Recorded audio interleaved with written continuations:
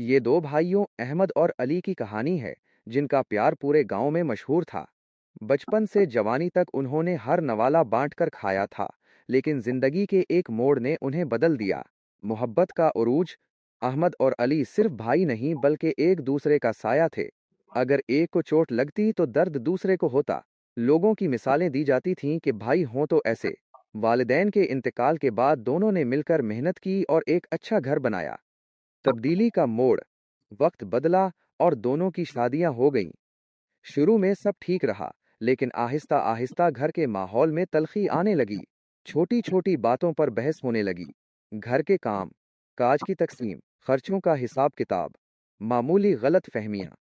وہ بھائی جو کبھی ایک دوسرے کے لیے جان دینے کو تیار تھے، اب ایک ہی چھت کے نیچے اجنبی بن گئے۔ آخرکار بات بٹوارے تک پہنچ گئی۔ صحن میں دیوار کھڑی کر دی گئی اور کچن الگ ہو گئے۔ احساس ندامت۔ ایک رات شدید بارش ہوئی اور پرانے کمرے کی چھت ٹپکنے لگی جہاں علی اپنی بیوی کے ساتھ رہتا تھا۔ احمد دیوار کے دوسری طرف بے چین لیٹا تھا۔ اسے یاد آ رہا تھا کہ بچپن میں جب چھت ٹپکتی تھی تو وہ دونوں ایک ہی کمبل میں کیسے دبک کر سو جاتے تھے۔